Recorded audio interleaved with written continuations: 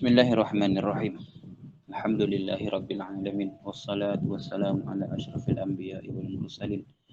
Sayyidina wa maulana Muhammadin wa ala alihi wa sahbihi ajma'in. Allahumma salli wa sallim wa barik ala sayyidina Muhammadin muhyil nufus. Salatan tus'iduna biha fi jami'id durus. Wa ala alihi wa sahbihi wa barik wa sallim. Subhanaka la ilma lana illa ma 'allamtana innaka antal alimul hakim. ولا حول ولا قوة إلا بالله العلي العظيم رب اشرح لي صدري ويسر لي أمري واحلل عقدة من لساني يفقه قولي اللهم علمنا ما جهلنا وذكرنا ما نسينا وانفعنا بما علمتنا واجعلنا من المخلصين اللهم افتح قلوبنا في طلب العلم وارزقنا الإخلاص فيه والعمل به والنشر به حتى يأتينا اليقين اللهم افتح قلوبنا فتوح العارف وفقهنا في الدين وعلمنا التأويل وآتنا بفضلك أفضل ما تؤتي عبادك الصالحين واجعلنا من الذين يستمعون القول فيتبعون أحسنه ربنا آتنا من لدنك رحمة وهيئ لنا من أمرنا رشدا وصلى الله وسلم عليه وعلى آله والحمد لله رب العالمين أما بعد فقال الشيخ المؤلف رحمه الله تعالى نفعنا الله به وبعلومه وبركاته وعلوم مشايخنا وبركاتهم في الدارين آمين يا رب العالمين قال فصل في أعذار الجمعة والجماعة أعذار الجمعة والجماعة المطر إن بل ثوبه ولم يجد كنا والمرض الذي يشق كمشقته وتمريض من لا متعهد له وإشراف القريب على الموت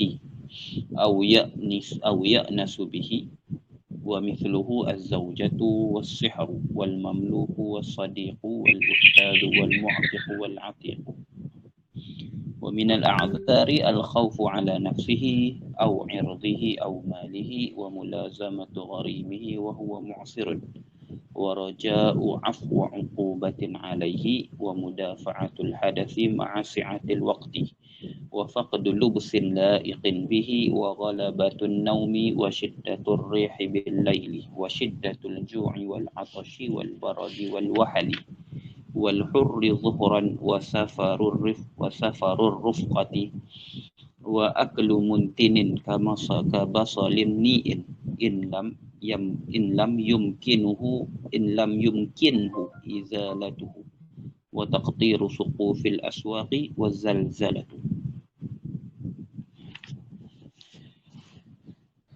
Kata Imam Al-Alim Al-Allamah Al-Habib Abdullah bin Abdul Rahman Bafadal Al-Hadrami rahimahullahu ta'ala, katanya faslun fi a'zaril jum'ati wal jama'ah.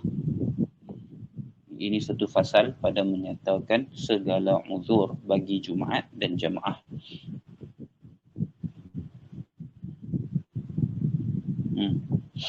Idafat uzur kepada idafat a'zar kepada Jumaah dan kepada jamaah itu idafat dengan makna lam.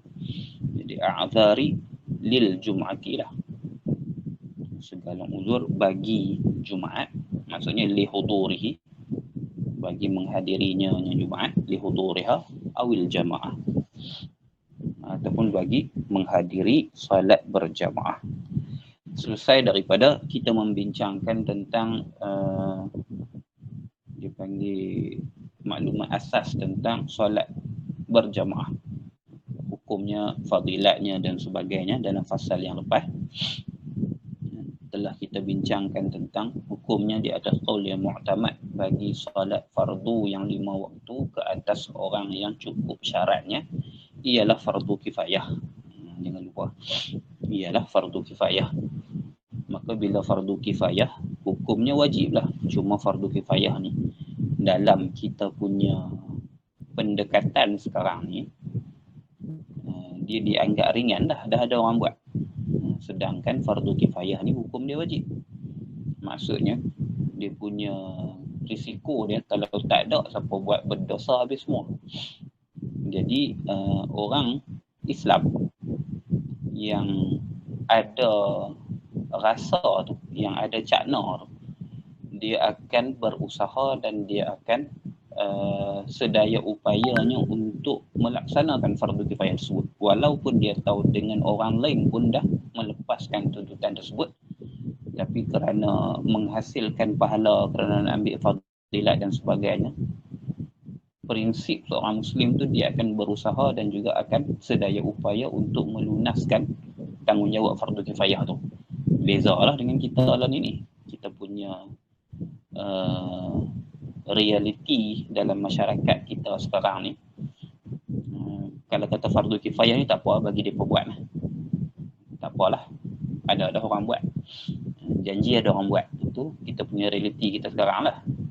Jadi kita tak nampak hubung kait di antara fasal yang sebelumnya dengan fasal yang kita nak bincangkan malam ni. Sebab kalau kita mengamalkan fardu kifayah seumpama kita amalkan fardu ain, maka kita akan nampak kemunasabahan susunan perletakan fasal ini selepas daripada fasal yang membincangkan tentang hukum solat berjamaah. Tu satulah tu nak cerita pasal kemunasabahan letaknya fasal ini, fasal yang membincangkan tentang uzur yang menggugurkan kewajipan berjamaah pada solat. Ada qaul yang mengatakan dia wajib fardu kifayah, ataupun yang menghilangkan makruh. Ada qaul yang mengatakan dia sunnah muakkadah. Okey, situ kemunasabahannya. Dan dia macam dalam kita punya mentaliti jugalah. Kalau kita boleh katakan dalam kita punya pendekatan kita terhadap benda-benda yang sunat lah. Kalau masyarakat Muslim yang soleh, benda yang sunat ni macam benda yang wajib jugalah. Jadi dia, benda ni sunat tau. Dia lagu tu. Dia punya mental dia. Benda ni sunat tau. Benda ni sunat ni. Itu kalau kita lah. Tapi kita sekarang ni, dia bukan lagu tu tanggapan kita. Kita sekarang ni, sunat je. Tak apa, sunat je. Jadi itulah, sama macam berjamaah dalam sembahyang ni pun. Solat jemaah ni pun dah masuk dalam kategori tu, iaitu fardu kifayah ada orang buat dah. Berbanding dengan masyarakat dulu, khususnya pada zaman-zaman awal salafus salih kita, fardu kifayah dianggap ataupun dilayan seperti mana fardu ain lah. Maksudnya tu yang sampai masing-masing berebut nak duduk di saf awal, masing-masing berebut nak pergi ke masjid, masing-masing sentiasa mengutamakan panggilan azan dan sebagainya. Jadi situ kalau kita faham, kalau kita boleh letak kita punya pola pemikiran kita pada landasan yang sebenar, kita boleh nampak kemunasabahan diletakkan fasal ini selepas daripada fasal yang membincangkan tentang hukum solat berjamaah. Satu. Macam tu juga macam yang kalau kita buka tengok dalam Hasyiah Imam Bajuri, menakalkan daripada kitab Ihya Imam Al-Ghazali rahimahullah. Imam Ghazali meriwayatkan daripada Imam Abu Sulaiman Ad-Darani rahimahullahu ta'ala mengatakan bahawasanya Imam Abu Sulaiman Ad-Darani menyebutkan bahawasanya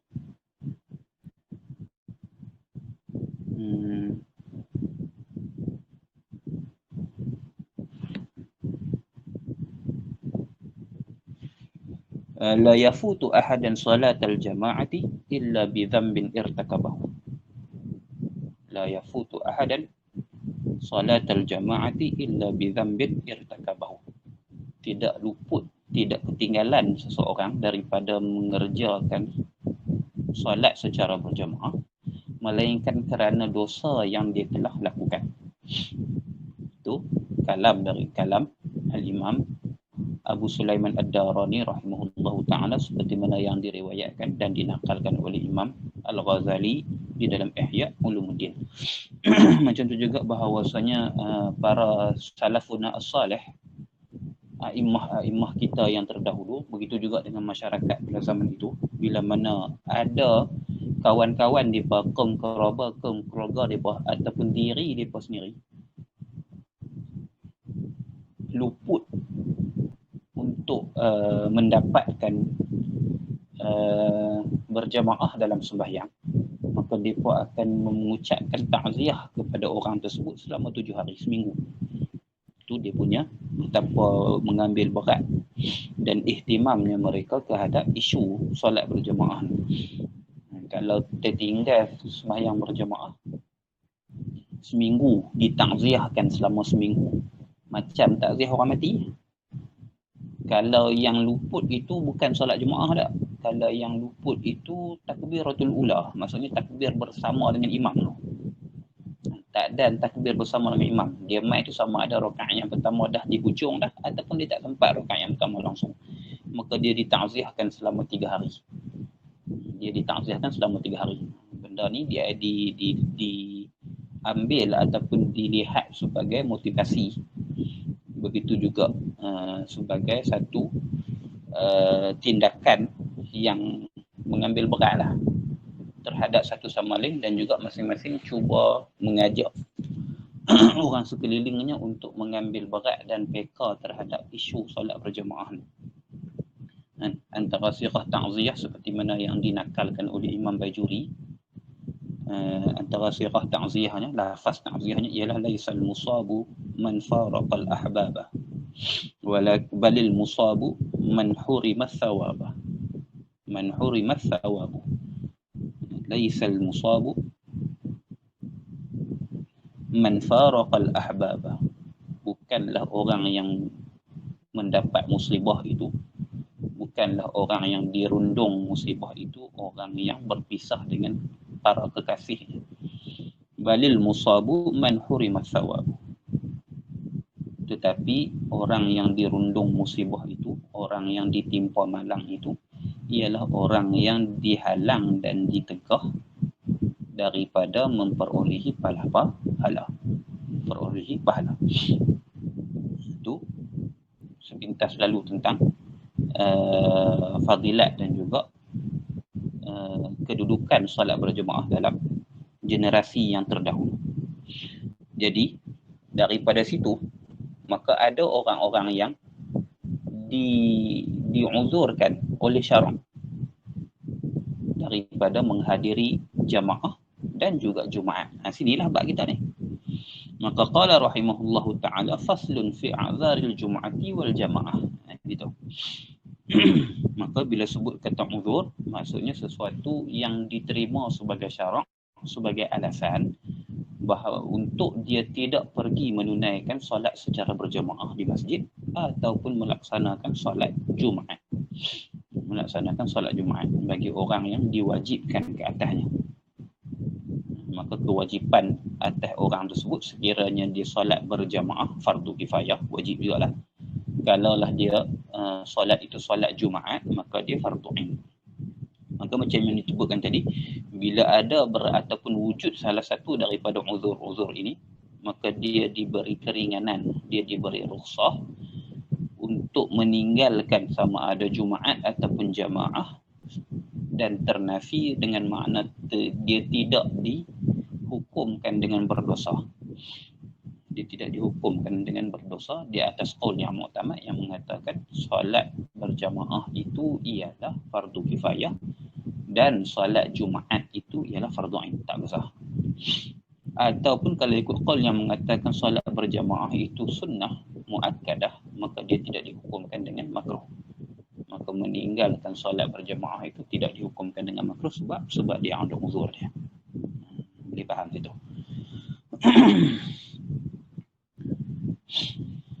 Qala rahimahullahu ta'ala a'dzarul jum'ati wal jama'ati al-mataru in balla thawbahu wa lam yajid kinnah.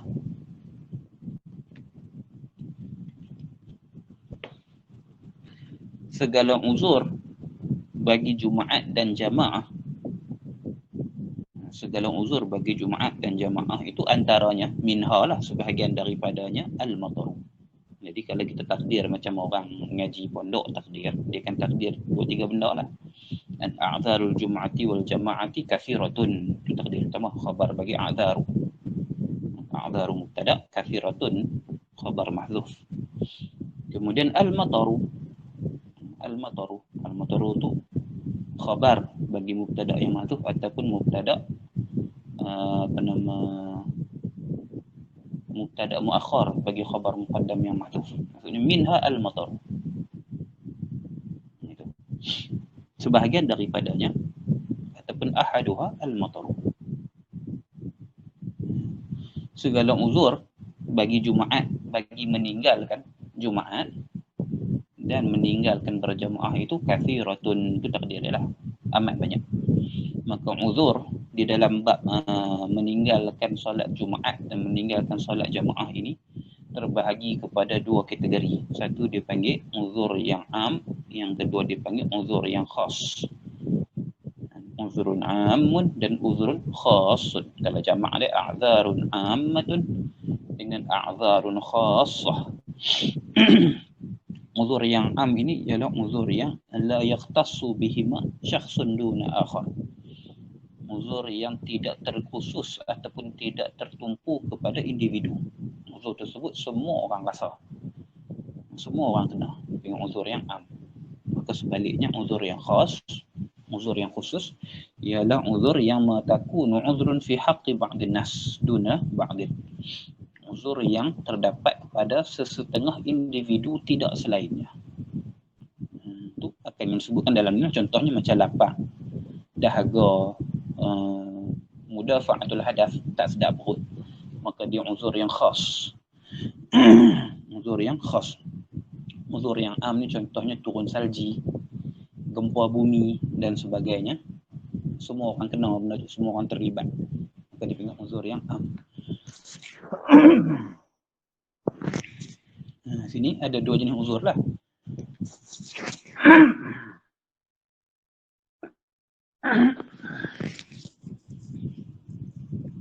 Sini ada dua jenis uzur.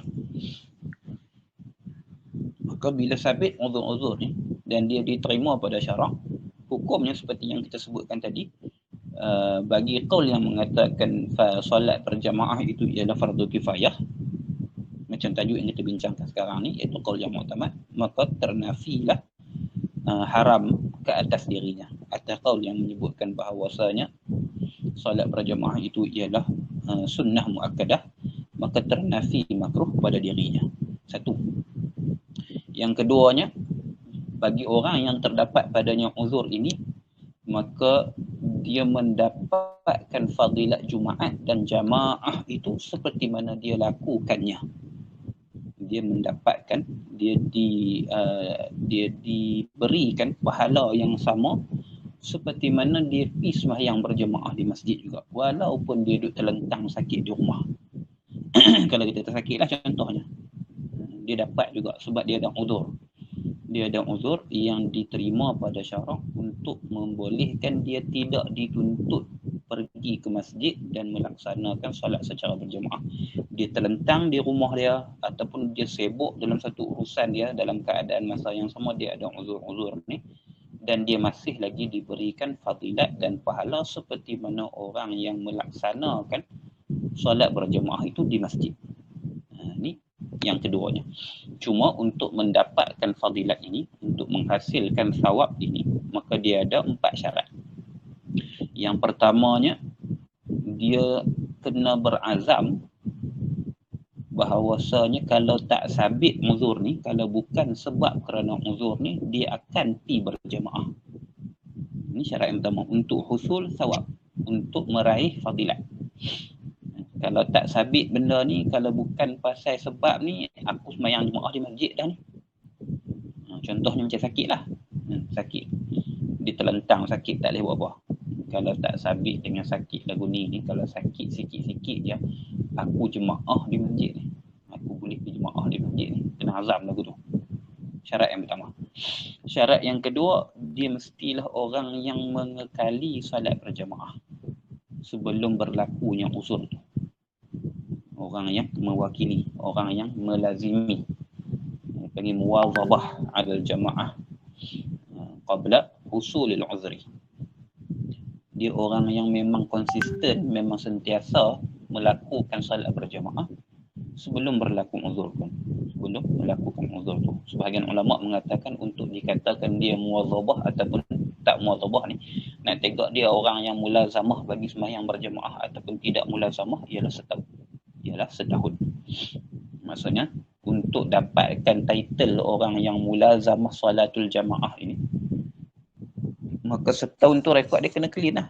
Memang kalau tak ada pasal pun memang dia pergi sembahyang jemaah sehari semalam 5 waktu dan sebagainya. Setahun. Syarat yang kedua. Lepas tu sakit ataupun ada urusan lain yang menyebabkan dia tak pergi berjamaah pada waktu tersebut. Contohnya macam yang kita sebutkan kan datangnya hujan dan sebagainya, dia tak pergi, maka dia dapat fadilat sembahyang berjamaah di masjid walaupun dia tak pergi dan dia sembahyang di rumah. Dua. Syarat yang ketiganya untuk menghasilkan fadilat berjamaah walaupun dia tak pergi sebab ada uzur ni, uzur tersebut hasil bukan kerana pilihan diri dia, bukan pasal dia uzur tersebut berlaku, bukan sebab diri dia yang menyebabkan uzur itu berlaku. Maksudnya uzur itu berlaku di luar daripada kemampuan dia ataupun kawalan diri dia. Tiga, sakit dan sebagainya. Lapak, nak buat macam nak lapak? Lapak yang memang tak gila dia akan bincang, kita akan bincang lagi. Lapak yang menghilangkan khusyuk.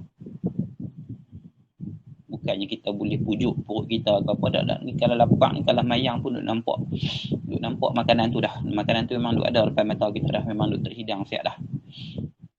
Nak buat macam mana? Boleh makan dan sebagainya.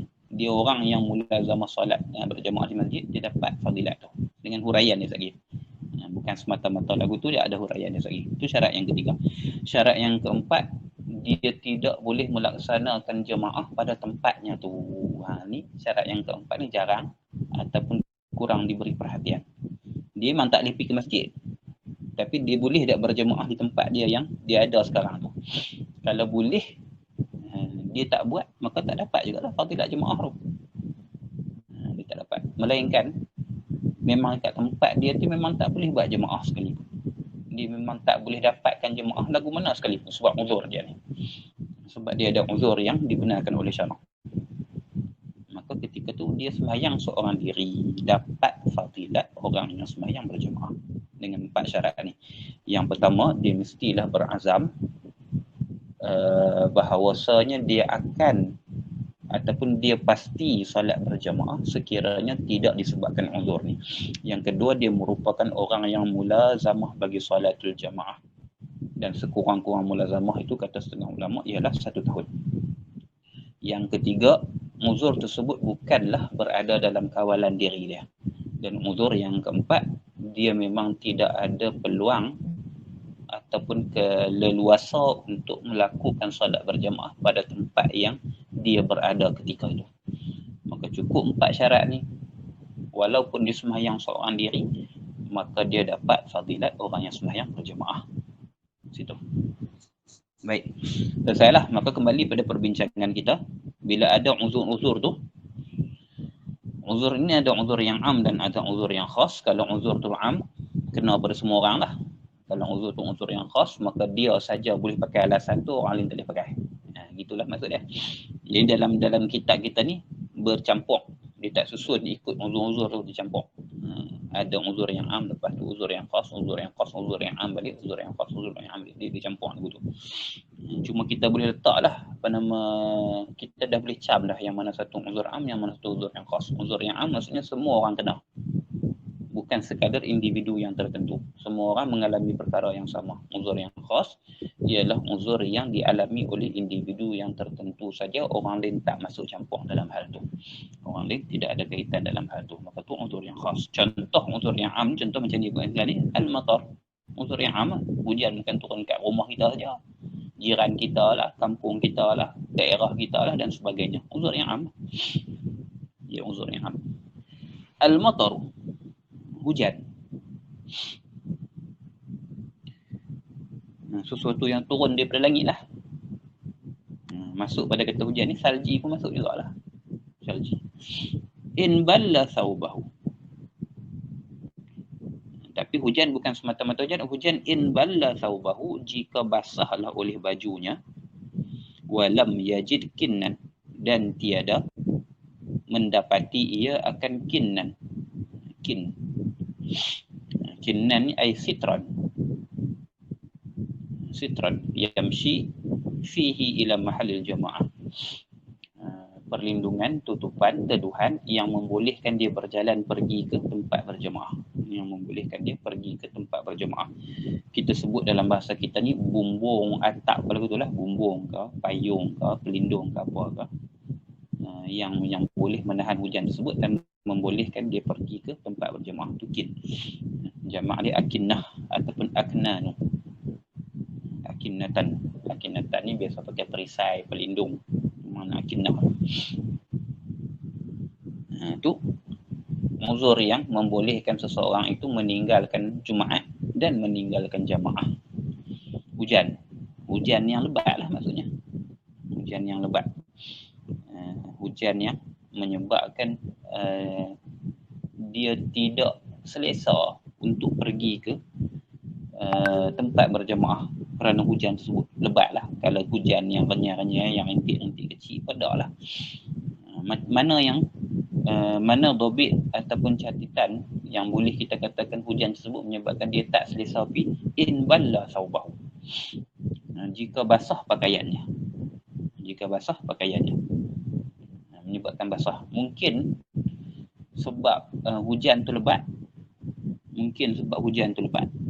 Mungkin juga sebab jarak antara tempat dia dengan tempat berjemaah tu jauh. Boleh jadi.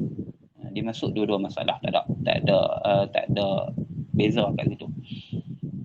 Sama ada hujan tu lebat, dekat je.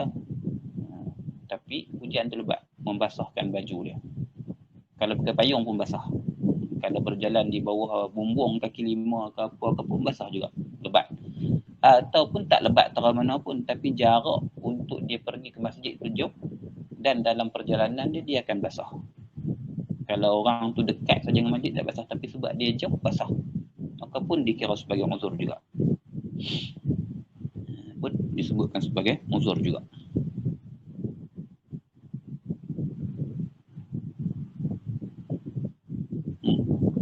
Wal maradul ladzi yashuqqu ka masyaqqatihi.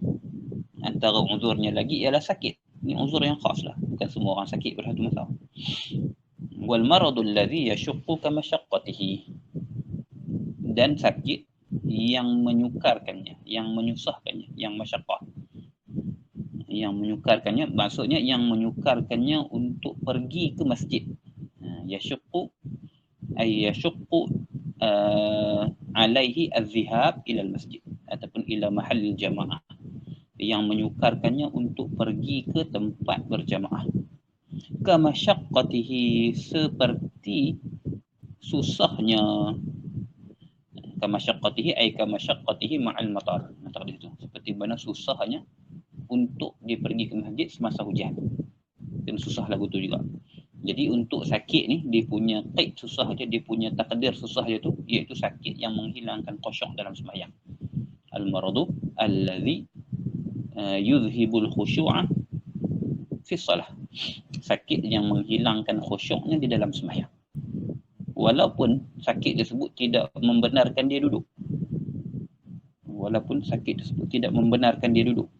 Sakit tu masih lagi boleh berdiri untuk sakit tu, sambil menahan sakit tu. Walaupun begitu, tapi sakit tersebut menghilangkan khusyuk pada dirinya ketika dia sembahyang. Maka sakit yang sebegitu, sakit yang menggugurkan tuntutan solat berjamaah dan Jumaat. Kalau sembahyang boleh berdiri, dia tak boleh duduk lagi. Dia tidak dibenarkan untuk duduk lagi, tapi dia menghilangkan khusyuk. Maka sakit yang sebegitu juga dianggap sebagai uzur. Maka berbezalah sekiranya sakit tersebut sakit yang tidak syadid. Kalau sakit tersebut sakit yang biasa-biasa, sakit yang ringan saja, maka dia tidak dianggap sebagai uzur yang menggugurkan solat jemaah. Ulama dalam kitab-kitab fiqh kita ni, ulama letak contoh seperti mana himah, demam sikit-sikit ni lah, demam tak larat sikit-sikit ni. Bukan demam sampai tak boleh bangkit tu, dah demam sikit-sikit ni lah. Panas badan sikit. Ataupun sodak. Sodak ni sakit kepala. Kepala rasa nyut sikit-sikit. Kepala rasa berdenyut sikit-sikit lah. Kalau berdenyut sampai tak ada itu kira lain lah. Itu kira sakit yang berat lah. Tapi kalau demam sikit-sikit, sodak yasir dia panggil, ataupun hima yasirah, hima khafifah, demam yang ringan, sakit kepala sikit-sikit, maka dia tak dinamakan sebagai sakit pun dalam penggunaan bahasa. Dia la yusamma maradan, dalam kitab sebut. Dia tak dianggap sebagai uzur sebab dia tak dinamakan sebagai sakit. Kita sebutlah sakit. Sakit kepala, demam, sakit badan. Tapi dia tidak dianggap sebagai sakit pun mengikut bahasa ataupun mengikut istilah lah, mengikut istilah ni. Sebab dia sakit yang ringan. Lagi wa tamridu man la muta'ahhida lahu.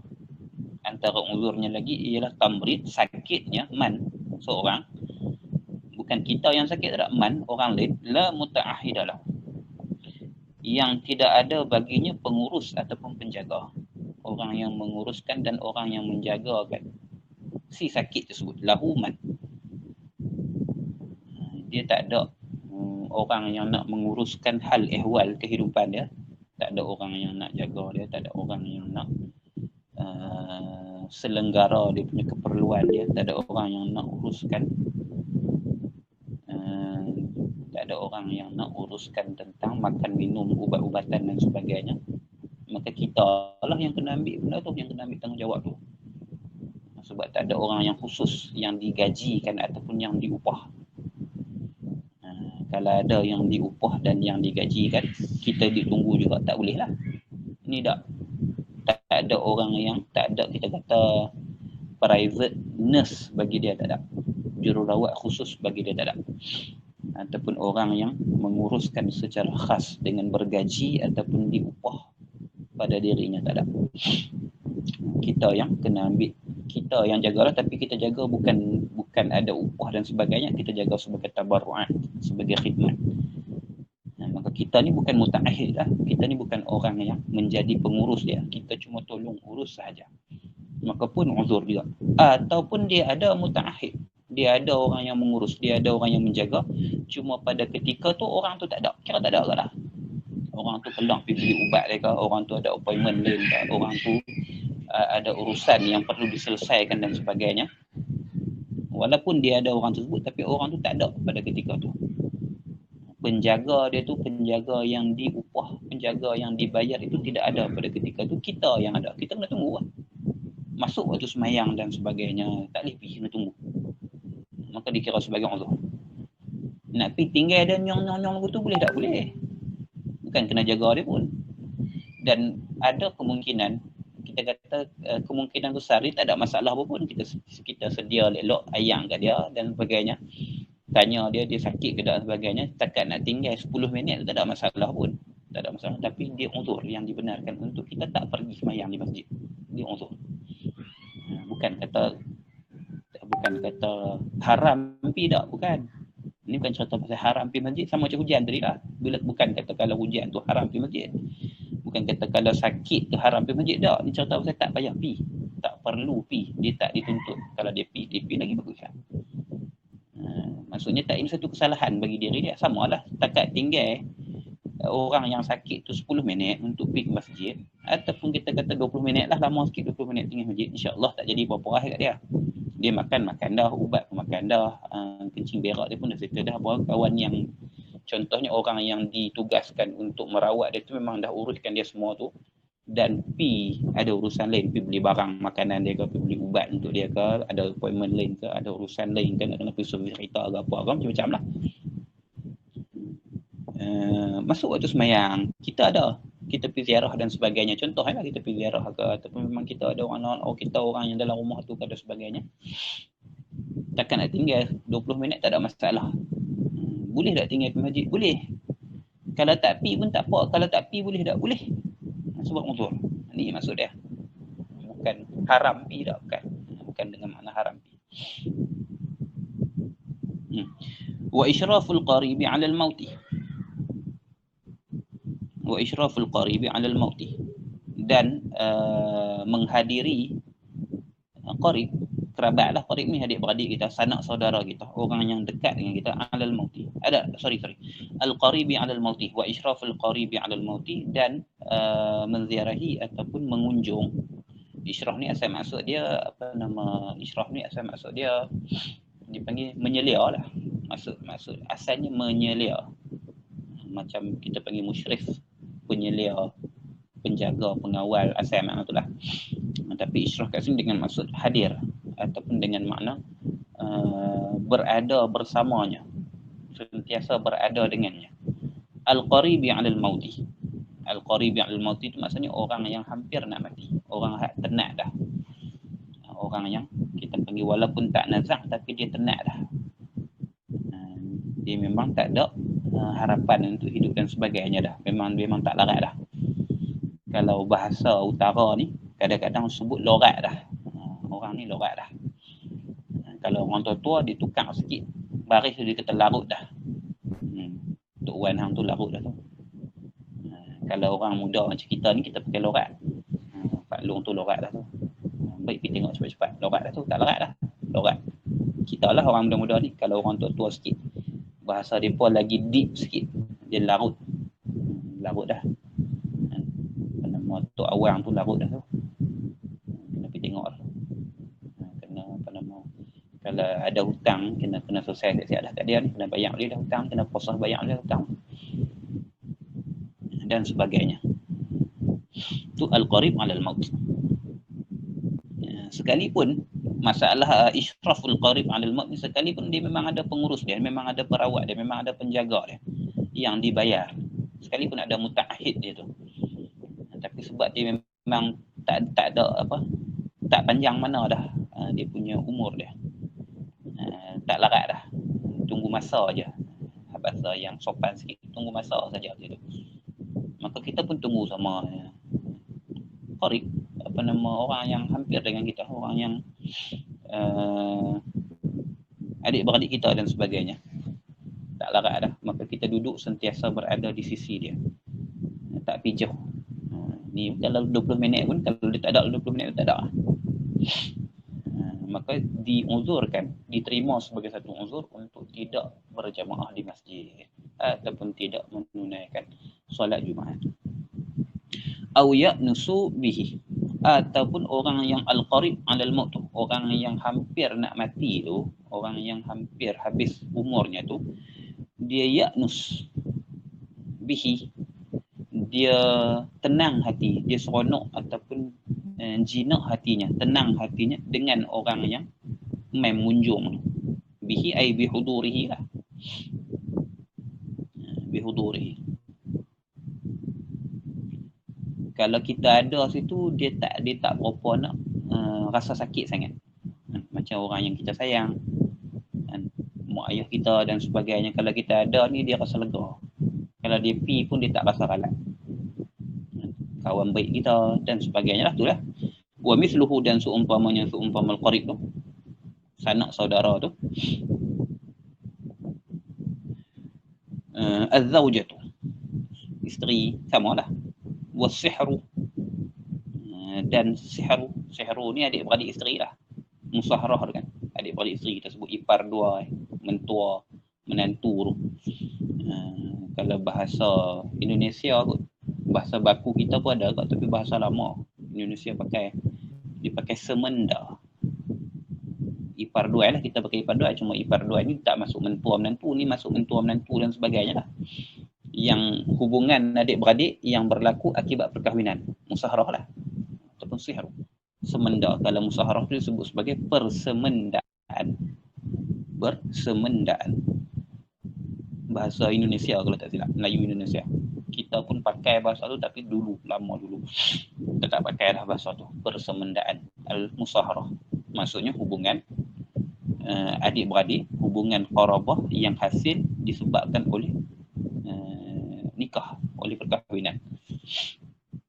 Ipar dua, mentua menantu dan sebagainya tu. Wal mamluku, dan hamba yang pernah dimiliknya. Was-sadiqu, dan kawan baik. Wal ustazu, dan guru dia. Wal mu'tiqu, dan orang yang memertik, orang yang memerdekakannya, wal atiqu dan hamba yang telah dimerdekakannya. Ni orang-orang yang ada hubungan baik dengan dia, yang ada satu kedudukan dalam hati dia. Kalau dia ada waktu tu, kalau orang-orang ni ada pada waktu tu, menyebabkan dia lebih tenang dan dia lebih kuat untuk menerima takdir dia. Contohnya lah, mak ayah bila ada anak ada di tepi ni, bila anak ada dalam rumah tu lah, kalau tak ada di tepi dia pun ada dalam rumah tu, dia dah rasa tenang dah. Kalau dia pergi pun dia tak alat dah. Orang yang sakit tu guru dia ada waktu ketika dia tak larat tu, maka dia rasa lebih sejahtera, lebih tenang hati dia, kurang rasa takut untuk menghadapi mati tu. Itu dipanggil al-uns. Al-uns ni kalau kita terjemahkan, kalau guru-guru tua terjemah, jinak lah. Jinak hati. Al-unsu, jinak hati. Maksudnya lawan dia liar hati. Liar disebabkan takut nak hadap benda baru, mati. Siapa tak takut? Benda yang kita tak pernah lalu, takutlah. Tapi dengan ada orang-orang yang tertentu, orang-orang yang ada kedudukan dalam hati kita, maka ketakutan tu kurang. Maka tu dipanggil al-uns, jinak hati. Macam binatang lah. Kalau orang yang dia tak kenal, dia liang lah. Tapi kalau dengan orang yang dia kenal, dia tak liang lah. Itu asal makna al-uns, jinak. Ini semua unsur-unsur yang syarak benarkan untuk orang tersebut tidak menghadiri solat fardu secara berjamaah ataupun solat Jumaat. Ada soalan tersebut.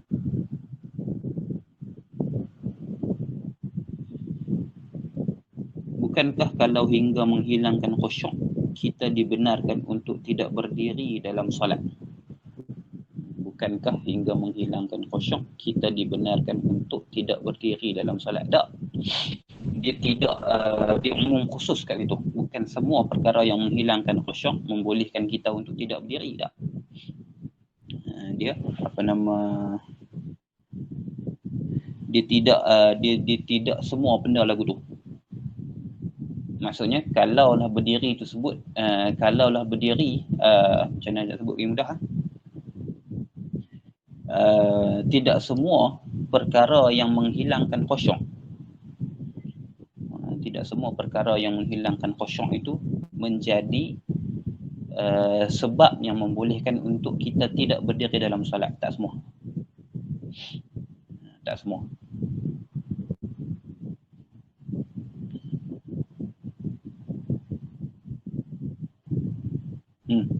Tapi kalaulah benda tersebut benda yang dibenarkan untuk kita duduk, maka pastinya dia perkara yang menghilangkan khusyuk. Gitu. Kena letak lagi betul. Tak semua perkara yang menghilangkan khusyuk dalam solat, tak semua sakit yang menghilangkan khusyuk dalam solat membolehkan kita untuk duduk menggantikan berdiri. Tak semua. Tetapi setiap uzur yang membolehkan kita duduk menggantikan berdiri sebagai rukun dalam solat itu ialah yang menghilangkan khusyuk. Jadi umum khusus itu. Jadi sakit tadi ni, walaupun dia tidak membenarkan kita duduk, tetapi dia menghilangkan khusyuk. Maka sakit seumpama itu dianggap sebagai sakit yang diterima sebagai uzur. Ni kena perhati dalam kitab-kitab fiqh lah. Dia sebut benda tu, ulama-ulama kita sebut dalam kitab-kitab dia pun macam tu. Walaupun dia tidak dibenarkan untuk duduk. Dalam solat. Tapi sakit tersebut sakit yang menghilangkan khusyuk, maka dibenarkan dah untuk meninggalkan berjamaah ataupun Jumaat. Jadi kat situ ada umum khusus mutlak. Covid ni boleh kira uzur tak Ustaz? Apa hukum solat orang di rumah jika dia tak pergi berjamaah tanpa uzur? Dua soalan itu. Covid ni boleh kira uzur tak? Satu soalan. Soalan yang kedua, apa hukum solat orang di rumah jika dia tidak pergi solat berjamaah tanpa uzur? Covid ni kira uzur ke tak? Ya. Covid ni dikira sebagai uzur. Tapi tengok tempat lah.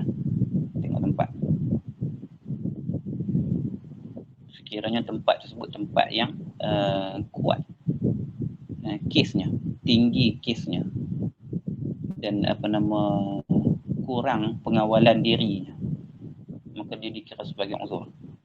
Lagi pula kita orang yang sangat terdedah untuk menerima jangkitannya dan dia benda yang real, maka dia uzur.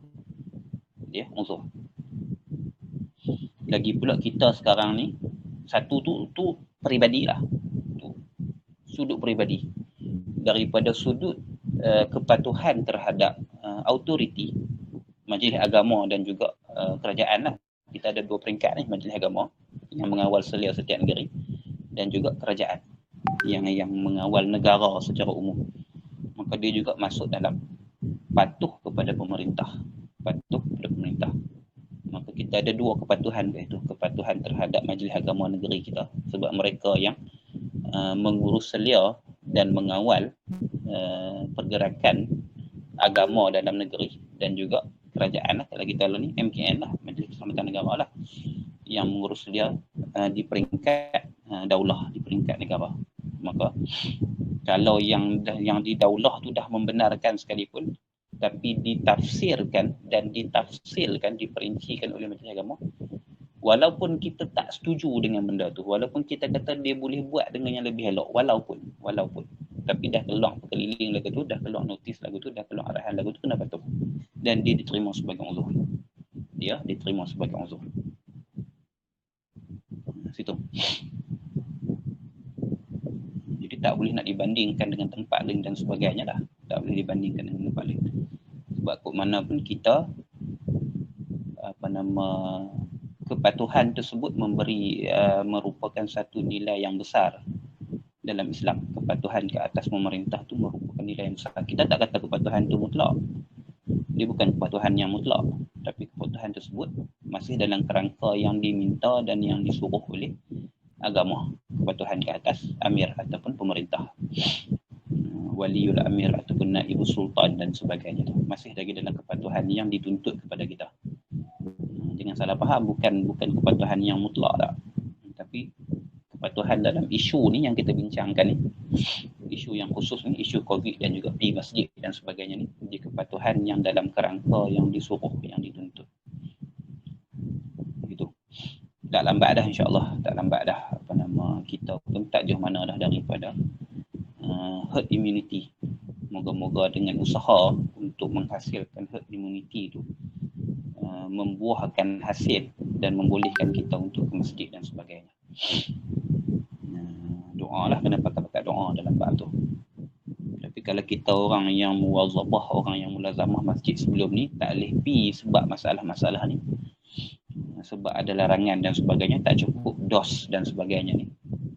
Walaupun kita ada sebahagian dia punya arahan tersebut, kita nampak dia kurang tepat dan sebagainya, tapi kita patuh dia sebab dia merupakan orang yang diamanahkan untuk mengurus selia kita, maka insya-Allah dapat pahala, insya-Allah dapat fadilat tu, dengan syarat yang 4 tadi ni lah. Syarat yang 4 tadi ni yang kita sebut pada awal kelas tadi ni, untuk menghasilkan fadilat.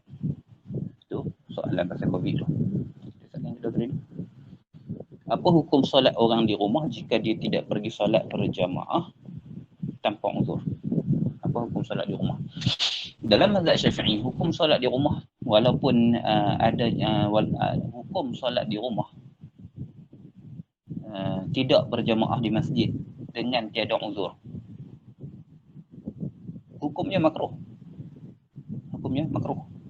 Tak ada uzur apa-apa, hukumnya makruh.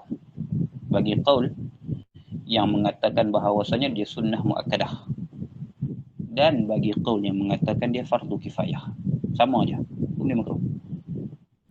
Melainkan ada tujuannya dan ada sebab dia.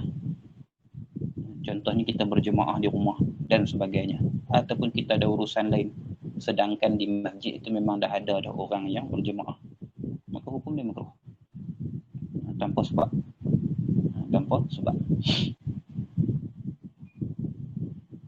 Tapi kalau kita tak pergi tu sebab nak berjemaah di rumah dan sebagainya, ataupun kita ada kerja dan sebagainya, dan ada uzur-uzur yang macam disebutkan ini, hilanglah makruh tu.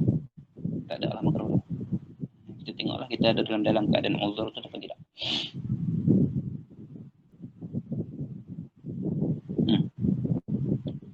Habis wa minal a'dzari, dan setengah daripada uzur ni lagi. Wa minal a'dzari ni dalam setengah naskah ada kalimah wa minal a'dzari ni, dalam setengah naskah tak ada. Dalam setengah naskah tak ada. Wa minal a'dzari, dan setengah daripada uzurnya lagi al khaufu ala nafsih, ketakutan ataupun kebimbangan di atas dirinya. Kebimbangan atas dirinya, au irdihi, atau atas maruahnya, au malihi, atau atas hartanya. Takut binasalah. Ala ni macam yang kita pernah sebut dalam kelas-kelas yang dululah, dan juga dalam kelas-kelas yang dalam kelas Safinah dulu pun bisa sebut. Penggunaan ala ni memberi makna mudarat. Jadi al-khawfu ala nafsihi, yani al-khawful mudarrah ala nafsihi, takut kemudaratan atas dirinya, bimbang berlaku kemudaratan atas diri. Au irdihi, atau kemudaratan atas maruahnya. Au malihi, atau kemudaratan atas hartanya. Takut terjadi sesuatu yang memudaratkan lah atas nyawanya. Kalau DP itu contohnya, kalau DP itu ada ancaman ke atas nyawanya, ataupun ancaman ke atas maruahnya. Ancaman ke atas maruah ni walaupun dengan cacian dan makian, dia ada kih dan sebagainya, macam-macam lah. Adalah isu-isu, ada orang tak puas hati dengan dia ke, ataupun dia ada melakukan kesalahan dan sebagainya ni. Kalau ni kan viral macam-macam. Kalau P tu orang kata ke dia, sama ada viral, sama ada benda tu memang salah diri dia ataupun dia tidak bersalah, dia memang suka keadaan kesuka lah. Tambah macam kita lah ni, apa-apa sikit semua viral, apa-apa sikit semua viral ni. Orang tak taruan hala jadi punca pun maki kita macam dia kenal kita 30 tahun. Kadang-kadang tu benda tu berlaku bukan salah kita pun, tapi sebab video rakaman tu dengan ulasan dan juga dengan tajuk yang diberikan ke atas video tu, dia merosakkan reputasi kita, menyebabkan orang marah kita, menyebabkan orang benci kita. Orang tak kenal kita pun boleh kata macam-macam ni dalam media sosial, walaupun dia tak pernah kenal kita, kita tak pernah kenal dia pun, dia bukan friend kita pun, macam-macam lah. Jumpa pun jalan maki kita, maka tu mudarat atas maruah, kemudaratan atas maruah.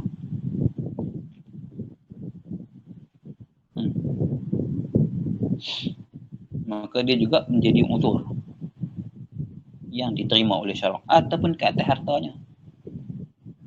Kalau DP menyebabkan binasa hartanya dan sebagainya, ataupun harta orang lain yang dia jaga, sama juga lah. Bukan harta dia pun, tapi dia diamanahkan untuk jaga benda tu, harta tu dan sebagainya. Ataupun macam-macam benda lah, macam-macam benda.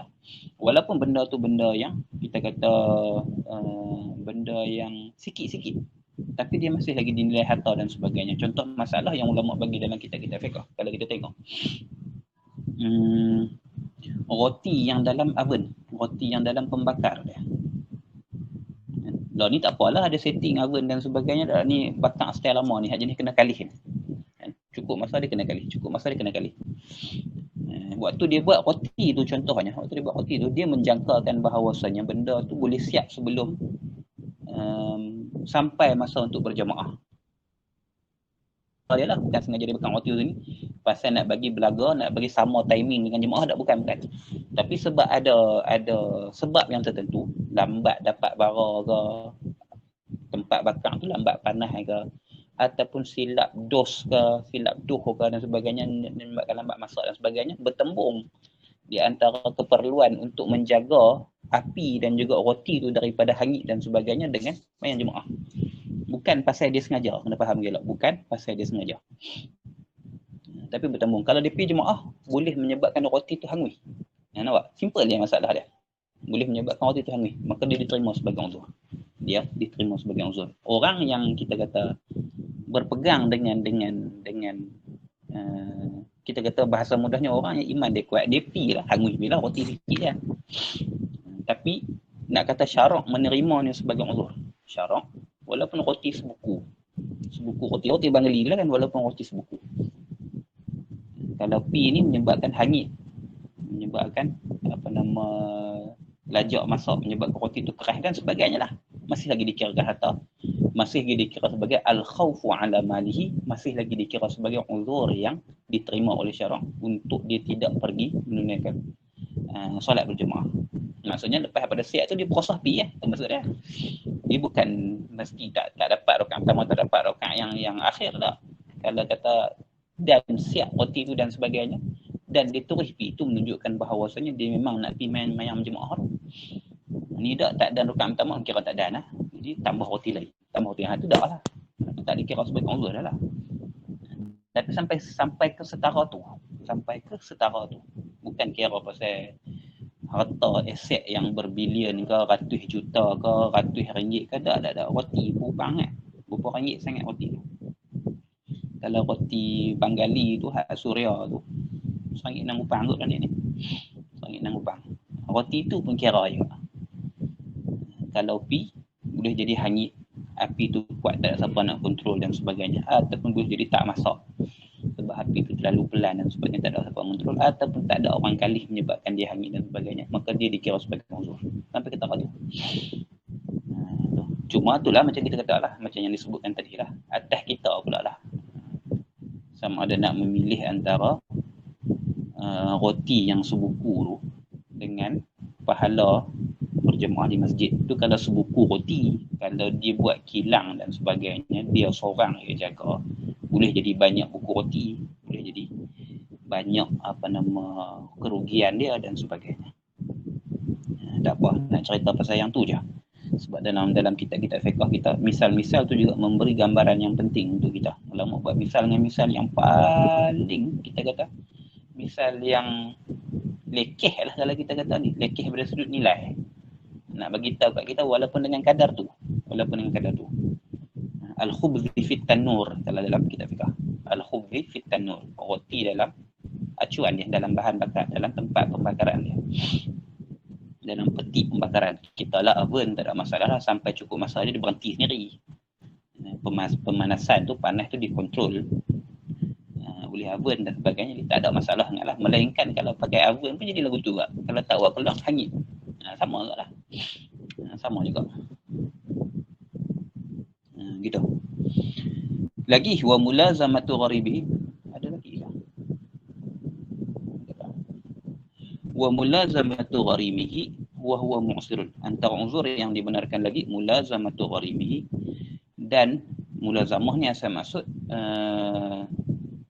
senantiasa lah asal makna mulazamah ni, tapi sini yang dimaksudkan dengan mulazamah ialah tak boleh lari. Mulazamah ni maksudnya dia akan bertembung dan dia akan bersama dengan gharim dia, dengan tuan hutang dia. Dengan tuan hutang dia, mulazamatu gharimi, bersama dengan tuan hutang ni, wa huwa mu'sir, sedangkan dia tu mu'sir, orang yang susah.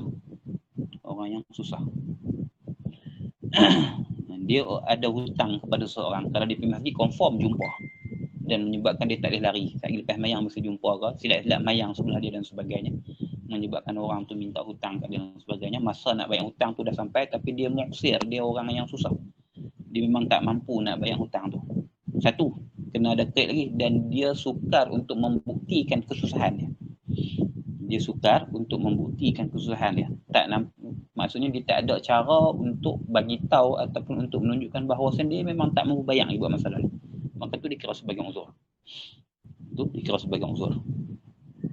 Tapi kalau dia orang yang senang, sampai dah masa untuk bayar, dia orang yang senang, dia tak bayar, tu bukan uzur. Ataupun dia susah, sampai dah masa untuk bayar, dia susah, tapi dia ada cara untuk membuktikan bahawasanya dia susah, maka tu juga bukan uzur. Jadi dalam masalah orang yang berhutang ni, sampai masa untuk bayar hutang, dia orang yang susah dan dia tak mampu untuk membuktikan bahawasanya dia susah. Gitu. Lagi wa raja'u afwa uqubatin alaihi, dan mengharapkan akan keampunan, akan kemaafan uqubatin alaihi, daripada kesalahan ataupun hukuman ke atas dirinya. Ada orang nak marah dia ke, ada orang berdendam dengan dia dan sebagainya, dia mengharapkan orang tersebut mengampunkan dia, memaafkan kesilapan dia ataupun meredakan kemarahan orang tu, tapi perlukan masa. Yang kalau dia duduk pi masjid, jumpa dengan kawan tu menyebabkan kemarahan orang tu tak hilang-hilang, maka dia dibenarkan untuk tidak.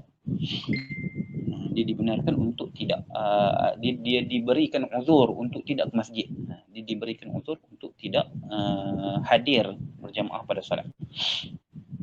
Sebab kemaafan itu salah satu daripada cara untuk meredakan kemarahan seseorang, melembutkan hati orang tu untuk memaafkan kita dan sebagainya. Jangan jumpa buat sementara waktu. Bagi dia reda dulu, bagi dia cool dulu, bagi dia tenang dulu, bagi dia dapatkan gambaran yang lebih jelas terhadap apa-apa yang berlaku dan sebagainya, menyebabkan dia lebih rasional untuk orang tu berbincang dengan dia. Cara dia ialah jangan jumpa buat sementara waktu. Orang tu kaki masjid, memang pergi mayang masjid. Kita tak ada masjid lain dah dan sebagainya, hak tu dia yang dah, maka tak perlu dia. Tapi kalau ada masjid lain yang dekat, jarak dia lebih kurang sama tu, kena pergi tang lain lah. Kena pergi tang lain. Kalau masjid yang lain tu lebih jauh, tak juga. Lagi wa mudafa'atul hadathi ma'a sa'atil waqti, dan bertolak-tolak hadas. Untuk guru Jawi kita terjemah dengan bertolak-tolak hadas. Bertolak-tolak hadas ni bahasa kita ni tak perut lah.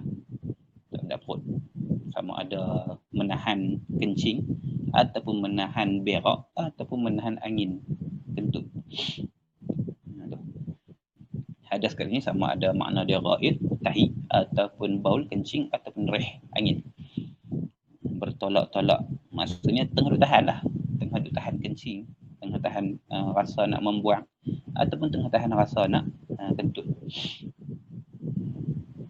Ma'asa'atil waqti, serta luas waktu. Ni kait untuk mudafa'ah hadas. Kalau dia tahan, dia sempat untuk berjemaah, satgi lepas jemaah baru dia pergi kencing contohnya, ataupun satgi lepas selesai pergi Islam baru dia kentut dan sebagainya, maka hukum dia makruh. Sebab sembahyang dalam keadaan menahan hadas itu hukum dia makruh. Satu.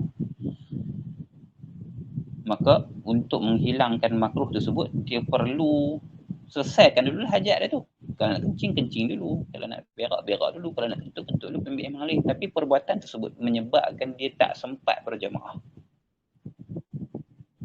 ataupun menyebabkan dia tak sempat sebahagian daripada jemaah, maka dia uzur yang diterima lah.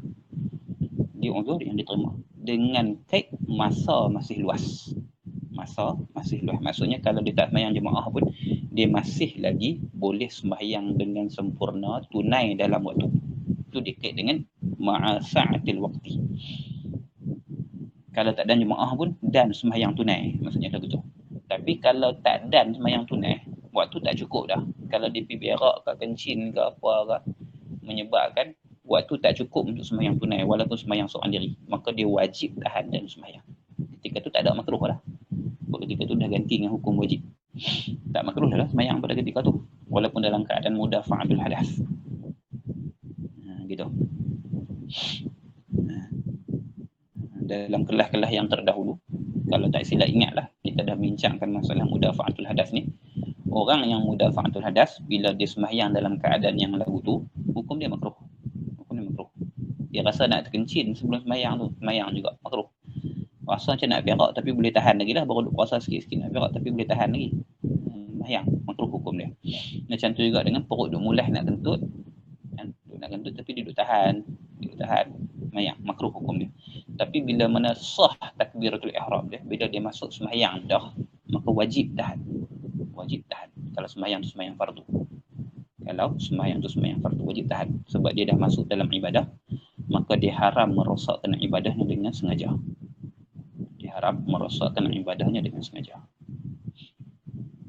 Itu dalam perbahasan perkara yang makruh dalam solat dah dibincangkan masalah.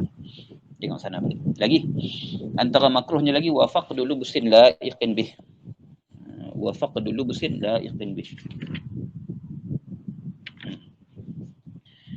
Dan tiada pakaian yang layak dengannya.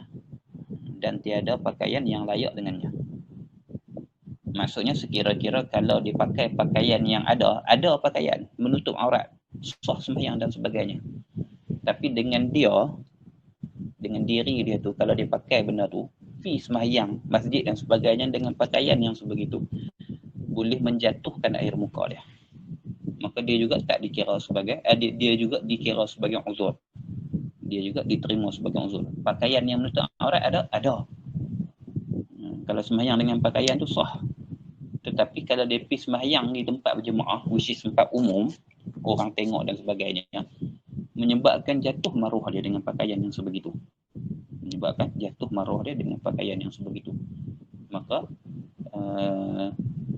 dia tidak dituntut dan diterima sebagai uzur untuk dia tidak pergi berjemaah di masjid. Contohnya orang yang ada kedudukan dalam masyarakat lah. Tapi pakaian yang ada tu tak sesuai untuk dia pakai di khalayak ramai. Macam tu juga contohnya macam golongan ahli agama, ustaz-ustaz ke, tok guru ke, syekh-syekh ke apa ke. Pakaian ada, tapi pakaian tu tak layak dengan kehormatan dia, tak layak dengan kemuliaan dia. Walaupun pakaian tu menutup aurat, walaupun pakaian tu tak haram pakai pun, tapi keluar dengan pakaian tersebut di khalayak ramai menyebabkan jatuh maruahnya. Maka dia tidak dituntut untuk berjemaah dan Jumaat. Ada hak tu dia pakaian dia. Mayang lah. Mayang sah.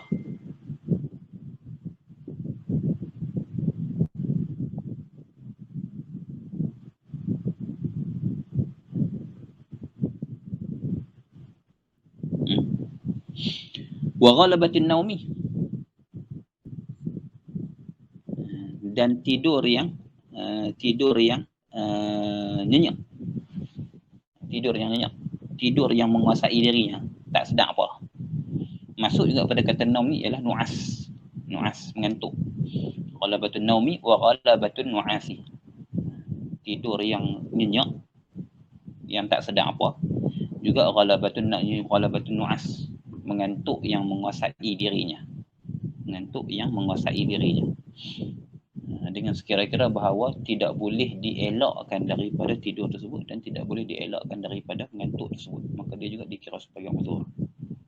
Mengantuk sangat-sangat tak boleh ni, kalau pi ni gelong ni, kalau pi masjid ni sedap berlaku kemalangan ni, lena ataupun lena jaga sakit kepala contohnya, tak boleh bangkit, kena sambung lena balik, sakit kepala. Setengah orang bila bangkit terkejut tu dia tangkap kepala,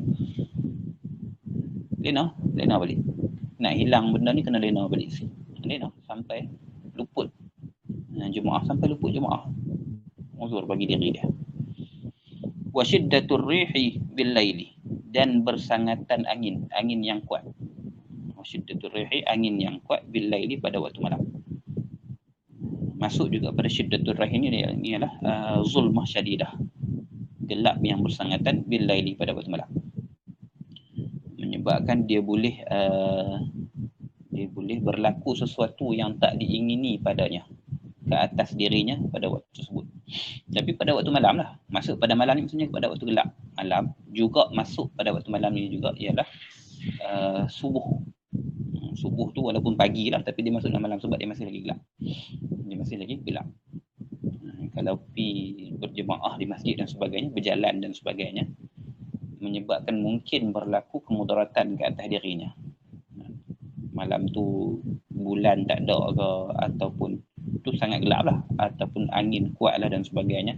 Kita lah ni tak ada dah lah, kurang dah lah benda-benda macam tu. Kita cerah, lampu ada, torchlight ada dan sebagainya. Dulu mana ada benda tu. Jadi kena sesuaikan dengan zaman jugalah. Tapi kalau berlaku benda ni, kita di hutan dan sebagainya, ataupun kampung kita ni pedalaman dan sebagainya, dan benda ni boleh berlaku, masih lagi berlaku, maka dia dikira sebagai uzur untuk tidak pergi ke masjid melaksanakan jemaah. Menyebabkan tak ada siapa pun jemaah pada kampung tu pada malam tu, tak apa, buat kena. Uzur yang am. Angin yang bersangatan kuat, takut pergi lagi ranting pokok jatuh ke, ataupun titi runtuh ke dan sebagainya. Angin kuat. Ataupun gelap sangat, menyebabkan payah sukar membataskan penglihatan secara ekstrim gelap yang bersangkutan, tak nampak apa, jadi bahaya. Maka dibenarkan dan dikira sebagai uzur. Kena sesuai lah, kita dalam pekan tak ada lah benda ni, motor kita ada lampu, kereta kita ada lampu, orang berjalan kaki pakai torchlight lah ni, handset kita ada apa nama torchlight lah ni. Jadi kena sesuaikan dengan keadaan lah, kena sesuaikan dengan keadaan. Wa syiddatul ju'i, dan bersangatan lapar. Wa syiddatul ju'i, dan bersangatan lapar.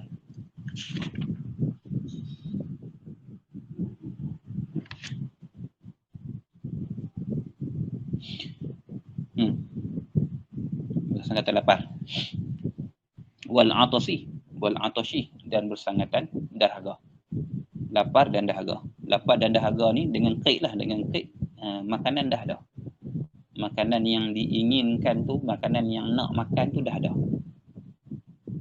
Makanan yang nak makan tu ataupun minuman yang dia nak minum tu dah ada. Ataupun hampir ada.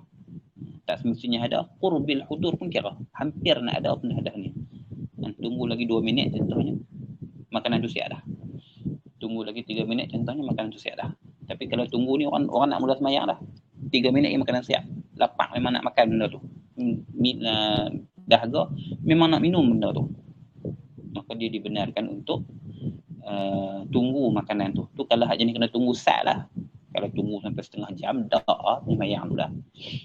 Ataupun minum sama juga lah. Ataupun benda tu memang dah ada dah. Tunggu nak buka dia punya bekas dia nak makan pun sama. Cuma makan di sini bukan melatak sampai kenyang tu, bukan. Itu keluar daripada orang yang berazam untuk melaksanakan jemaah. Makan kat sini wa imma dia makan sikit untuk menghilangkan rasa nak makan tu saja. Makan kita kata 2-3 suap lah. Makan 2-3 suap pasal nak makan, pasal untuk tahu nak rasa lagu mana, menghasilkan bilik khusyuk dia. Dia mayang lah. Kalau jenis lagu tu macam kuih dan sebagainya, cucuk dan sebagainya, makan 2-3 biji, rasa lagu mana, bagi hilang teringin tu, mayang, saya balik makan lain lah. Satu keadaan. Ataupun makan sehingga sepertiga perut, dipanggil kenyang syar'i. Kenyang syar'i. Kenyang syar'i ni maksudnya perut kita dibahagikan kepada 3 bahagian. Satu bahagian untuk makan, makanan, satu bahagian untuk minuman, satu bahagian untuk angin. Makan sepertiga daripada kapasiti perut. Dipanggil kenyang syar'i. Asy-syab'u asy-syar'i. Asy-syab'u asy-syar'i.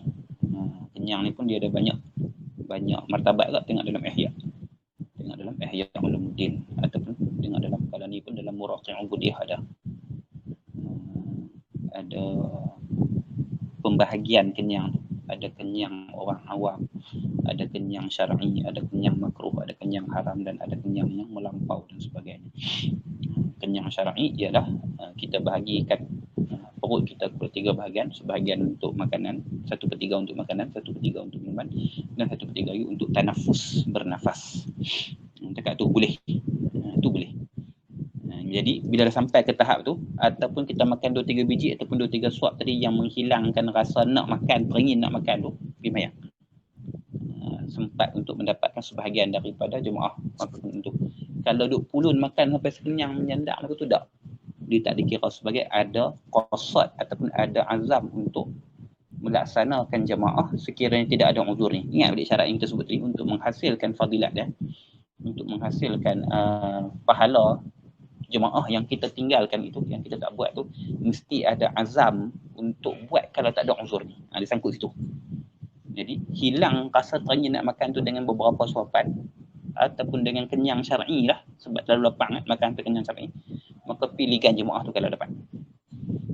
Ini bukan tak apalah bagi dia pemayang lah, nak saya pemayang lah segini, makan sampai kenyang, sampai menyandak, sampai terbelahak tu tak, bukan. Bukan. Itu dia punya makna yang disyarahkan oleh alim ulama kita. Kena faham ke tak?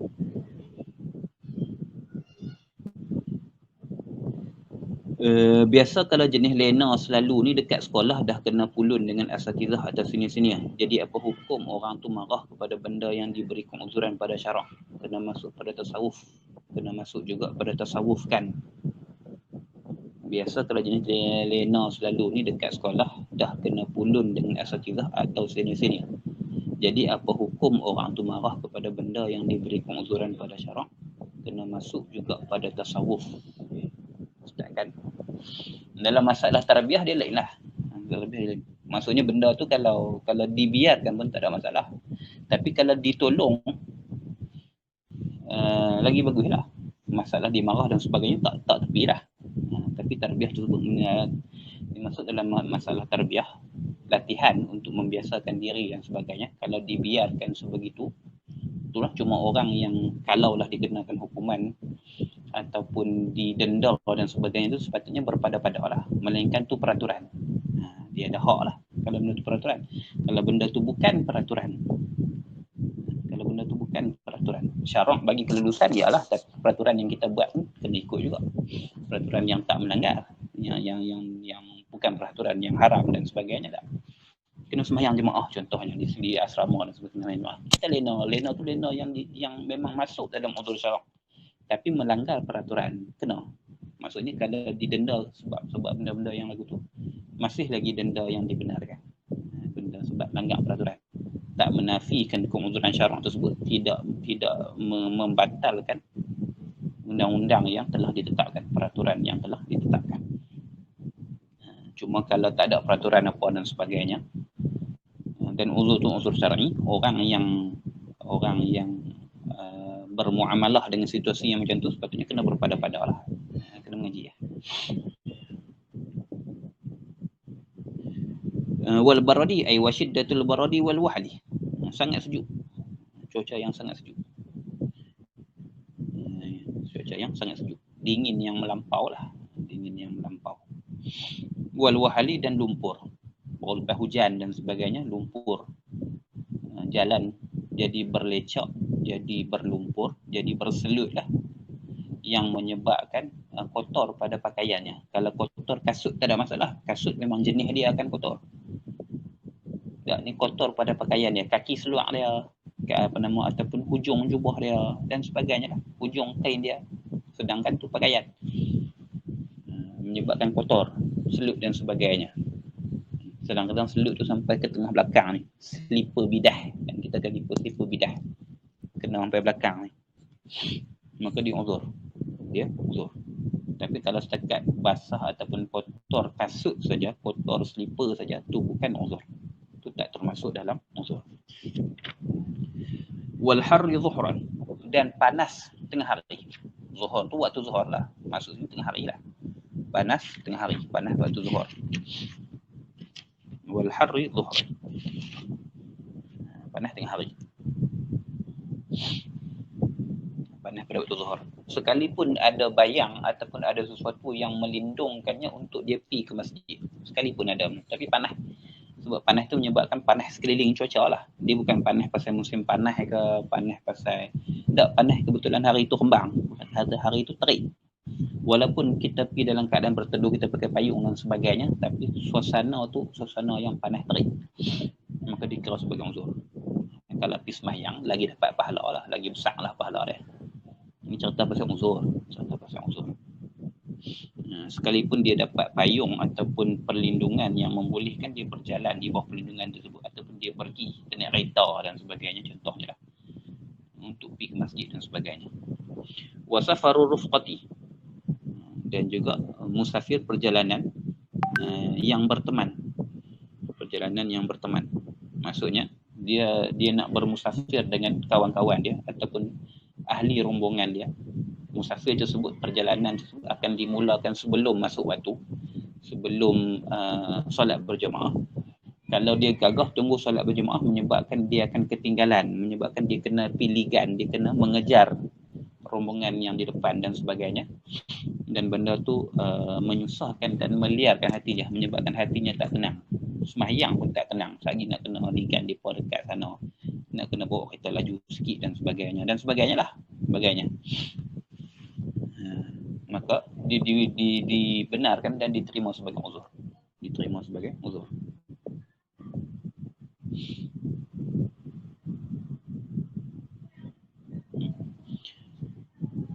Lagi wa aklu muntinin, dan makan sesuatu yang berbau, busuk. makan sesuatu yang berbau busuk.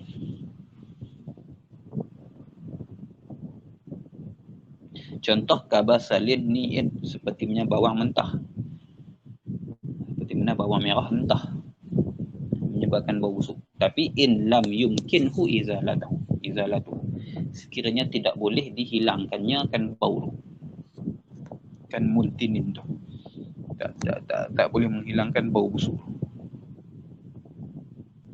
tidak boleh menghilangkan bau busuk. Itu termasuklah makan sesuatu buang-buang bawang mentah tu bukan kait lah, ni'in tu bukan kait. Kalaulah bawang yang dimasak pun masih lagi menyebabkan bau tu, mulut seseorang dan badan seseorang berbau, walaupun dah dimasak, walaupun dia jarang berlaku, tapi kalau berlaku, dia tetap masuk dalam kategori ni, dia masuk dalam uzur ni, sebab dia menjadikan mulut seseorang berbau. Bawang yang disebutkan dalam hadis, bawang merah ni, ataupun saum, bawang putih, ataupun karos, nama kucai, daun bawang, daun kucai, daun bawang yang menyebabkan berbau mulut seseorang, maka dijadikan sebagai uzur. Nabi SAW dalam satu hadis menyebut, man akala basalan au sauman au karasan fala yaqrubanna al-masjida wal yaq'ud fi baitihi fa innal malaikata tata'adza mimma yata'adza bihi banu Adam. Siapa-siapa yang makan bawang merah atau bawang putih atau daun kucai, daun bawang lah, daun kucai, daun bawang lah, maka fala yaqrabanna al-masjidah, maka jangan dia menghampiri masjid-masjid untuk sembahyang. Wal yaq'ud fi baitihi, dan hendaklah dia berdiam, dia berada di rumahnya, sembahyang di rumah. Sesungguhnya malaikat, kata Nabi SAW, tersakiti dengan perkara yang menyakiti anak Adam. Bukan kata manusia saja yang rasa kurang selesa dengan benda tu, malaikat juga rasa kurang selesa dengan benda tu. Dan dikiaskanlah dengan segala makanan-makanan lain yang menyebabkan bau mulut ni, petai ke, jering ke, apa ke bau, dan tidak ada jalan, tidak ada cara untuk menghilangkan bau tu ataupun merawat bau tu. Kalau boleh gosok gigi ke, tokak beras mentah ke, macam-macam lah cara untuk petua-petua dan juga cara-cara yang ada untuk menghilangkan bau tersebut, dia kena buat lah. Dia kena buat, bukan semata-mata bau mulut terus dapat uzur, tak ada jalan, tak ada cara, ataupun dah cuba buat perkara-perkara yang boleh membantu dan dia tidak membantu. So dia kata in lam yumkinhu izalatuh, bukan semata-mata mulut berbau lah, mulut berbau dan tidak ada jalan penyelesaian bagi bau tersebut. Gitu. Masuk juga dengan dikiaskan juga dalam masalah ni ialah masalah badan berbau ataupun pakaian berbau. Badan berbau ataupun pakaian berbau. Badan berbau ni macam-macam sebab lah, sama ada badan dia memang jenis badan berbau ke, bau peluh dia busuk dan sebagainya, ataupun ada luka dan sebagainya yang ada pada badan dia yang menyebabkan bau. Ada nanah ke apa ke pada luka-luka dia dan sebagainya yang menyebabkan berbau dan sebagainya, hatta bau ubat sekalipun yang dibubuh pada ketika tu dan tak ada cara untuk ni. Ubat tu memang kena sentiasa bubuh. Kalau boleh tak bubuh lusat, maka tak payah bubuh lah. Boleh memang majlis tak. Ubat tu memang kena sentiasa bubuh dan tidak ada cara untuk mengurangkan dan menghilangkan bau ubat, maka masuk juga. Luka dia pun sama juga, dia ada parut dan sebagainya, ada kecederaan dan sebagainya, badan dia berbau, luka tu berbau, daging busuk dan sebagainya, dan tak ada cara untuk menghilangkan benda-benda tersebut. Sama juga dengan pakaiannya. Dia jenis orang yang buat kerja yang pakaiannya berbau. Contohnya ni ya, orang yang tukang kutip sampah. Contoh kita kata orang yang motong getah dan sebagainya. Orang yang jenis tukang daging dan sebagainya, yang jenis berbau, yang ada bau-bau yang kurang menyenangkan lah, dan tak ada jalan dan tak ada cara, tak ada jalan, tak ada ikhtiar untuk menghilangkan bau-bau tersebut, sama ada bau mulut dia, bau badan dia ataupun bau pakaian dia. Maka dia menyakiti ahli jemaah yang lain, maka dia uzur, dia diterima sebagai uzur untuk tidak pergi berjemaah di masjid. Kalau dia pi juga dapat pahala. Dia cerita pi lah, dapat pahala.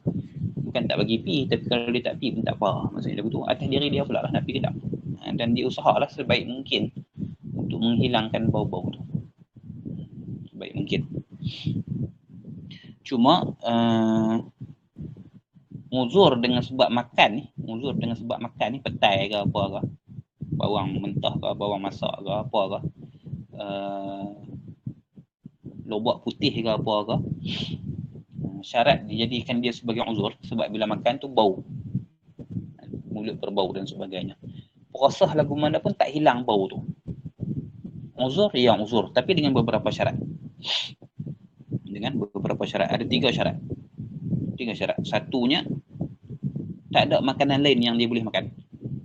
Kalau ada makanan lain yang boleh makan, dia makan dengan saja makan, maka tak jadi uzur.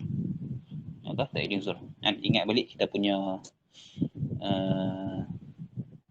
syarat awal tadi ni, bukan dengan ikhtiar dia.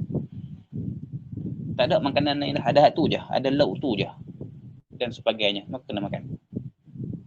Kalau ada makanan lain tapi dia memperbagaikan jenis makanan dia, kalau tak ambil tak apa, tapi dia ambil makan, maka tak boleh. Maka tak dijadikan, tak diterima sebagai uzur. Syarat yang pertama. Syarat yang kedua, dia tidak berniat dengan makan tersebut untuk menggugurkan tuntutan kefarduan berjemaah. Bukan makan dengan qasad untuk menggugurkan tujuan, untuk menggugurkan jemaah, tuntutan jemaah. 2. Syarat yang ketiganya yang disebutkan dalam kitab kita ni, sukar ataupun susah untuk menghilangkannya. Susah untuk menghilangkan bau tersebut. Maksudnya dah cuba cara-cara yang ada, option yang ada, pilihan ikhtiar yang ada, tapi tak hilang-hilang juga. Baru diterima sebagai uzur. Begitu. Petai kita cerita dah tadi. Petai masuk dalam perkara yang membusukkan mulut. Tapi boleh dihilangkan lah petai ni. Boleh gosok gigi, sugi dan sebagainya yang menghilangkan bau dia tu. Kencing bau petai tu lain lah. Ni bau mulut.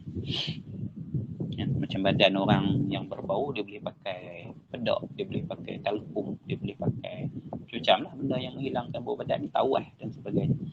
Baju dia boleh salin baju lain dan sebagainya. Kalau dia boleh buat benda-benda tu. Kalau tak boleh juga, ya, dia nak semayang tak ada masalah apa di masjid. Tapi kalau dia tak pergi pun ada keuzuran bagi diri dia. Wa taqtiru suqufil aswaqi, dan menitis air, titisan air daripada idafat taktir daripada kepada suquf tu, idafat dengan makna min, dan menitis air, titisan air daripada bumbung-bumbung pasar ni, maksudnya bangunan lah, bumbung-bumbung bangunan. Kalau dia pergi semayang, dia kena lalu di jalan tu menyebabkan ada titisan-titisan air yang menimpa baju dia, pakaian dia dan sebagainya, walaupun sikit. Sebab kebiasaannya air yang menitis daripada bumbung dan sebagainya ni ghalib najis ataupun kotor. Walaupun sikit. Melainkan dia boleh pakai payung dan sebagainya tu syukurlah. Tapi kalau dia memang kena lalu jalan tu. Kalau lalu jalan tu memang akan menitik atas pakaian dia, atas kepala dia, atas baju dia, atas badan dia, daripada bumbung air-air yang tertentu lah. Orang simbah ayam kot tingkap ke atas bumbung ke, macam-macam lah. Memang benda tu ghalib lagu tu. Dia bukan benda yang tiba-tiba tak dijangka dah, memang confirm. Memang ayam nitik daripada bumbung tu. Dan biasanya bumbung tersebut najis ataupun kotor. Bumbung mana-mana pula biasanya najis, ada tai burung ke apa ke, ataupun kotong. Kalau tak najis pun kotong. Maka dia menggugurkan. Dan yang terakhir yang disebutkan dalam kitab ni, wazalzalatu, dan zalzalah, gempa bumi, bencana alam lah. gempa bumi ni maksudnya bencana alam, banjir, gempa bumi dan sebagainya lah, bencana alam yang berlaku.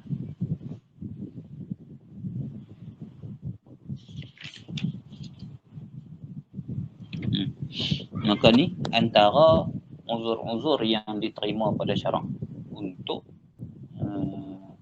menggugurkan tuntutan sembahyang berjamaah dan Jumaat ke atas seseorang.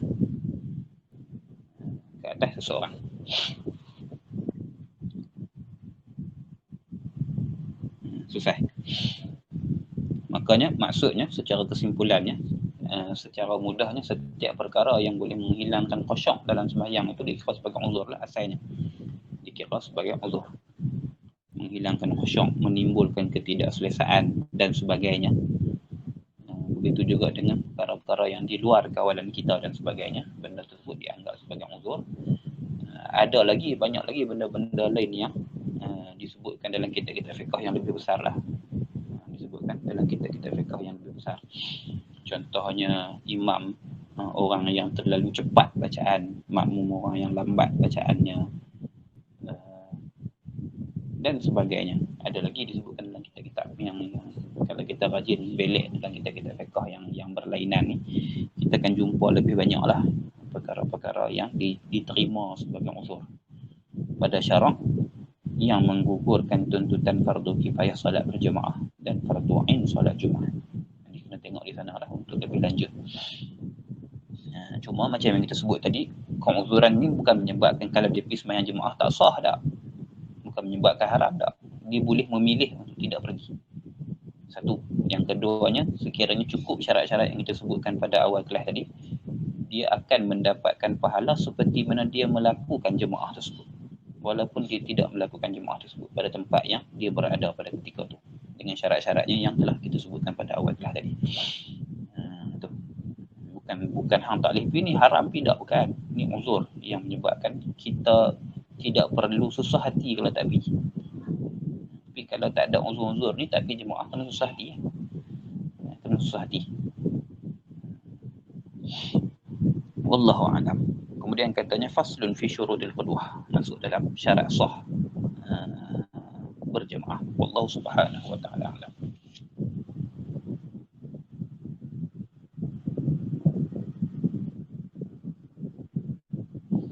Ada soalan apa-apa tak yang nak ditanya?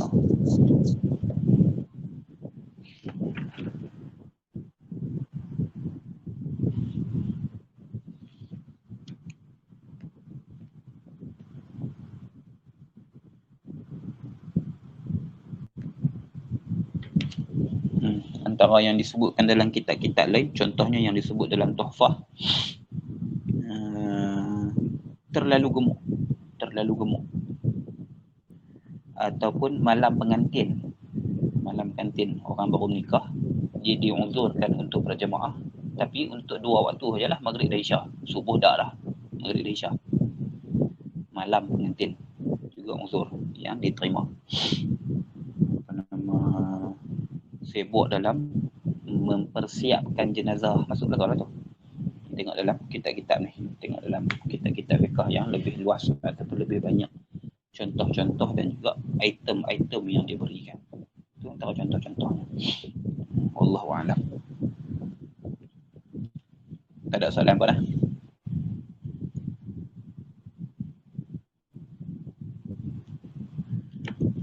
Subhanakallahumma wa bihamdika asyhadu an la ilaha illa anta astaghfiruka wa atubu ilaik. Allahumma salli afdal salatin ala as'adil makhluqati ka sayyidina Muhammadin wa alihi wa sahbihi wa sallim adada ma'lumatika wa midada kalimatika kullama dzakaraka dzakiruna wa ghafala an zikrika al-ghafilun. Allahumma salli afdal salatin ala as'adil makhluqati ka sayyidina Muhammadin wa alihi wa sahbihi سلم عدد معلوماتك ومداد كلماتك كلما ذكرك الذاكرون وغفر عن ذكرك الغافلون. اللهم صل أفضل صلاة على أسعد المخلوقات كسيدنا محمد وعلى آله وصحبه سلم عدد معلوماتك ومداد كلماتك كلما ذكرك الذاكرون وغفر عن ذكرك الغافلون. sallallahu wasallam alaihi wa ala alihi walhamdulillahi rabbil alamin.